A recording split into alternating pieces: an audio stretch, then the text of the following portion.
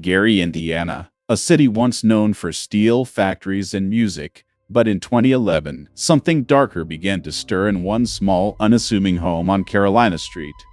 The house didn't stand out, a modest rental with peeling paint and a rusted gate.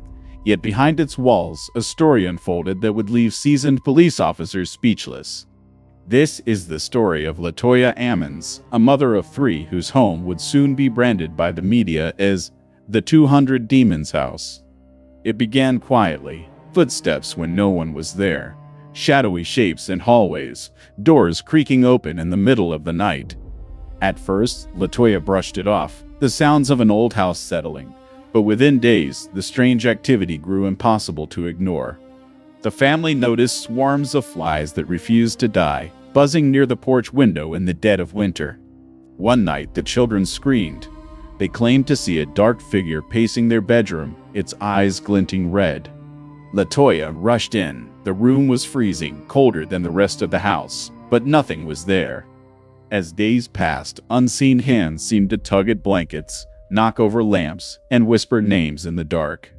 Neighbors began to notice strange noises, lights flickering, and a sense of dread whenever they passed the house. Latoya tried everything, prayer, cleaning, ignoring it, but the more she resisted, the stronger it seemed to grow. The youngest child began talking to something unseen, describing a tall, shadowy figure that walked backwards on the ceiling. Soon, the entire family began losing sleep.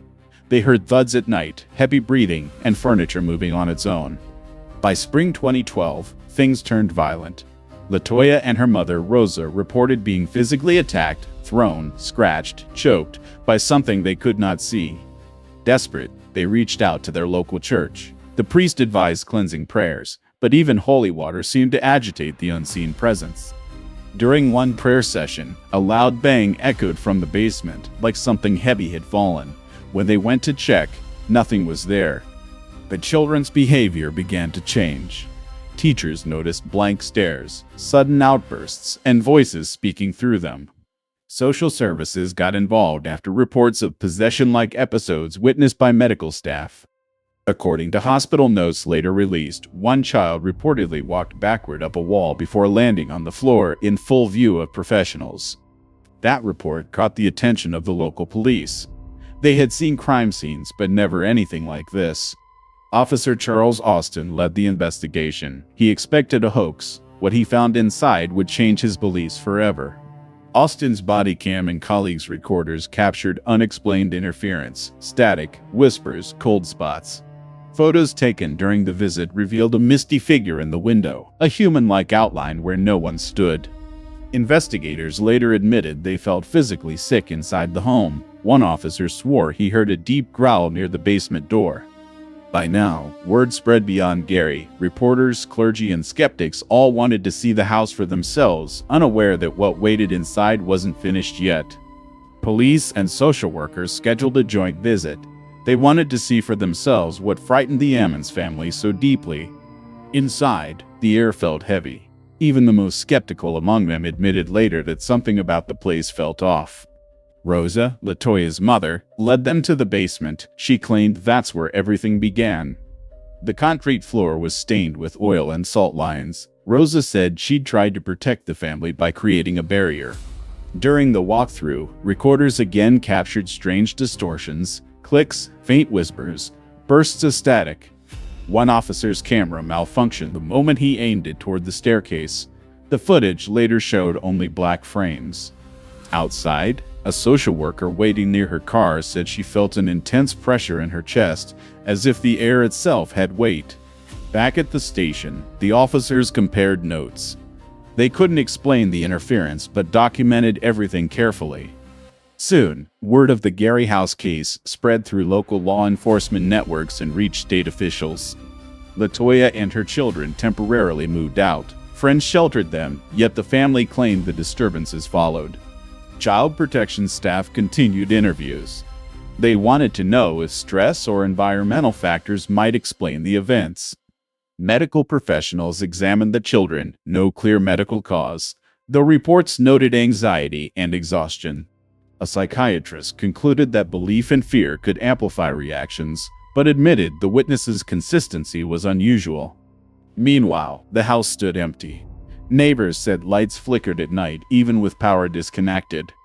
In 2014, documentary filmmaker Zach Bagans purchased the property to investigate the claims. During filming, equipment failures and health complaints plagued the crew, according to behind-the-scenes reports. The resulting film, simply titled Demon House, premiered in 2018, blending documented interviews with reenactments. Skeptics argued it sensationalized the case, while believers saw it as proof of a genuine haunting. Through it all, Latoya Ammons largely avoided publicity. She moved away seeking peace for her family. Officially, the city listed the Carolina Street house as an ordinary residence. Unofficially, few dared to rent it. By 2016, the structure was demolished. Only an empty lot remained, the earth freshly leveled, the story buried beneath it. Yet, locals say that even now, they feel uneasy walking past the spot where the foundation once stood. Historians compared the case to earlier Midwestern folklore, tales where trauma lingers long after families move on.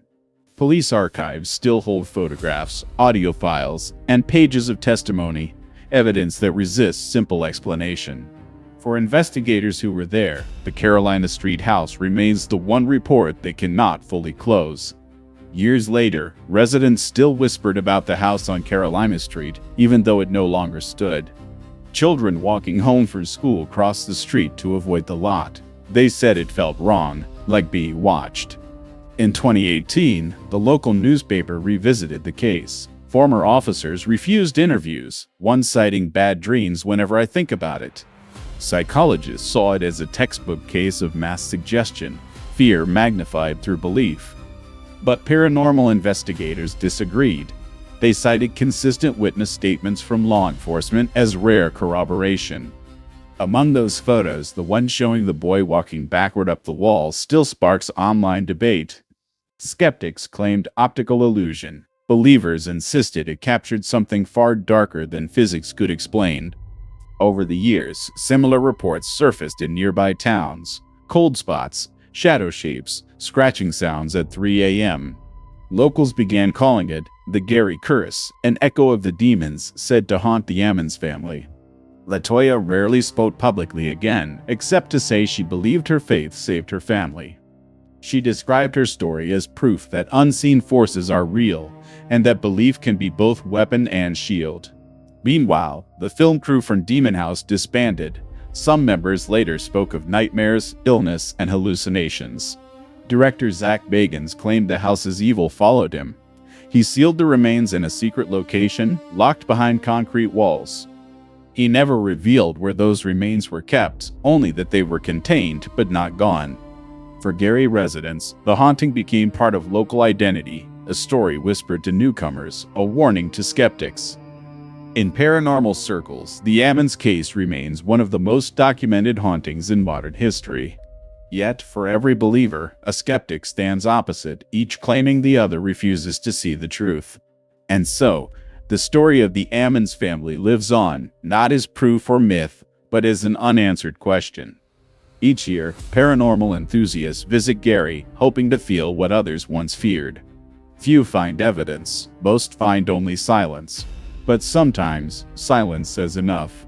Some say evil never truly dies. It waits, changing form, changing address. If that's true, then perhaps the story of 200 demons isn't finished, just relocated. Whether psychological, supernatural, or both, something in Gary reminded us that fear itself leaves footprints. In the end, the most terrifying stories are not about ghosts, but about how deeply we believe in them. This is the story of the Ammons family, of faith, fear, and the house that would not die. And some say it still hasn't. Some houses are just bricks and wood. Others, remember, if you've made it this far, you already know, the line between the living and the unseen is thinner than we think.